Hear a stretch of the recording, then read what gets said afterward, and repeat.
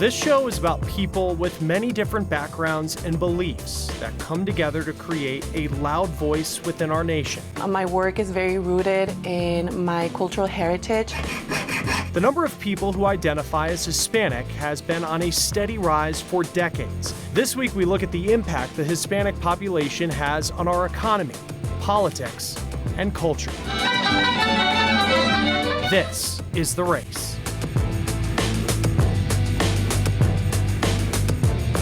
The combination of inflation and supply chain issues has made it very difficult for businesses to survive the past couple of years. To get a business off the ground, that can be even more complicated. But there's a new push to increase the number of Hispanic business owners across the country. Thomas Hapa introduces us to the program that's trying to help. Hello, my name is Ana Marina, and I am a metalsmith, designer, and CEO of Ana Marina Studio. So I'm originally from Mexico City. I was born and raised in Mexico City, and I migrated with my family to the U.S. when I was 15 years old. This is the American dream, to make a living following your passion and becoming your own boss. And I always stamp a little message in the back in Spanish. It says, "Eres la libertad," you are freedom. I love making jewelry because it's a way for me to connect with other people. My work is very rooted in my cultural heritage.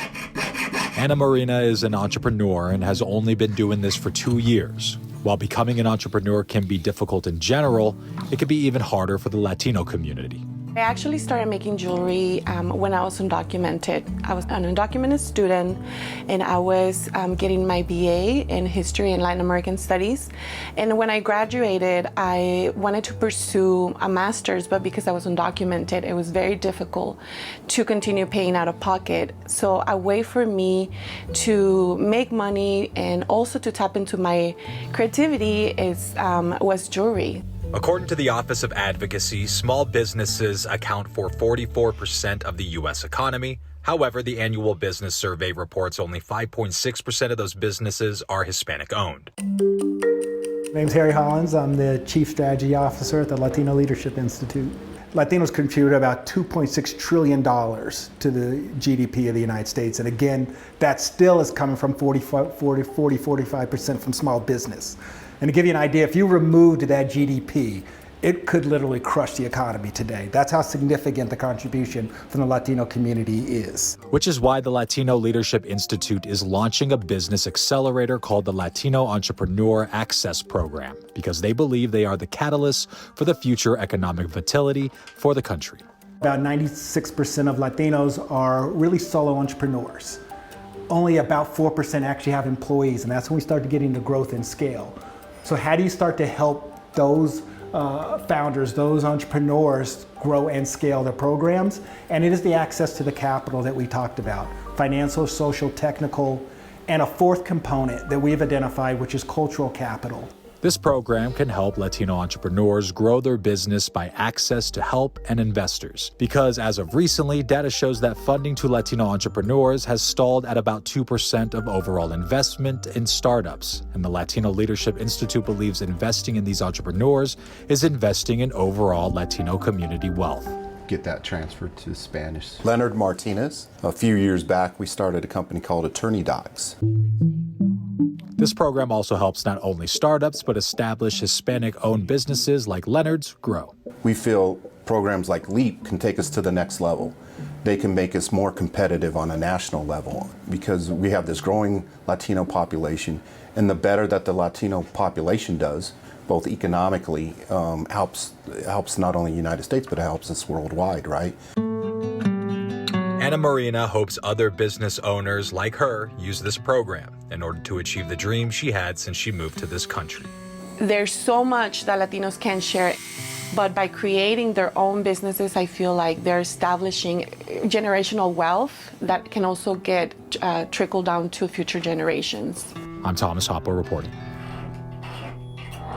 The number of Latino-owned businesses in the United States has exploded by 35% over the last 10 years. We took a look at what all of this community support means to the families working hard to run these businesses every day.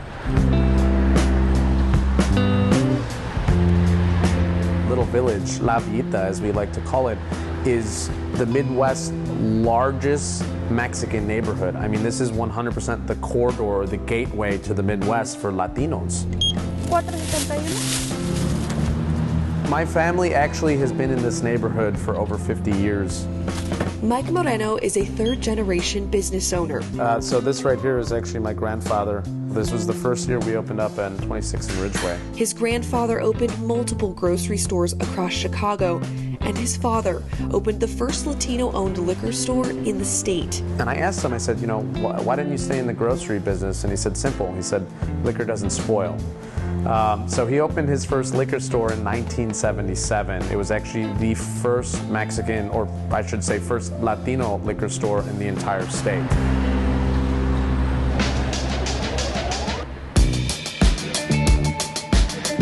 Mike is now carrying on his family's tradition of entrepreneurship.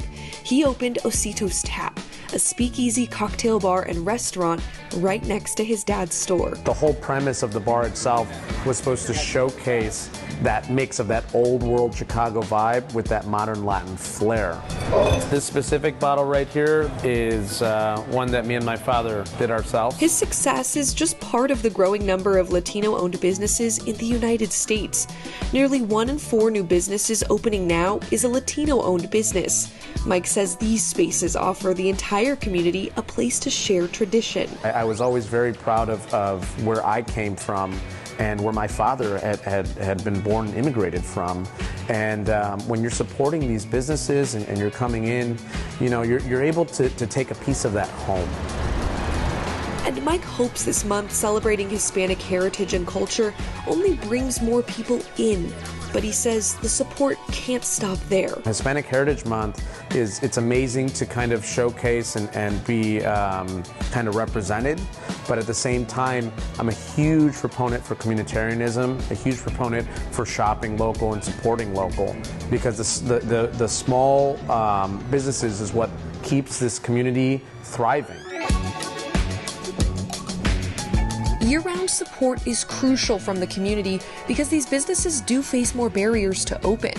The Stanford 2021 State of Latino Entrepreneurship Report found Latinos are more likely to be required to provide collateral to secure funding, even when they have credit similar to white applicants. And during the pandemic, Latino-owned businesses reported more challenges than white-owned businesses in accessing the Paycheck Protection Program. But when a Latino business does overcome these barriers, it brings success to the family behind it, upward mobility for the employees, and a richness to the community that cannot be replaced. When you think about it, the entire United States is built up from minorities. So when you're going and you're supporting these businesses, you're supporting other people that are pushing and thriving for that American dream. In Chicago, I'm Alexa Liaco reporting. There's a growing push to designate a mountain range that plays an important role in the Latino community as a national monument. We have substantial, solid documentation showing the historical and cultural significance. The unique and drawn out challenges that come with creating a new national monument. You're watching The Race.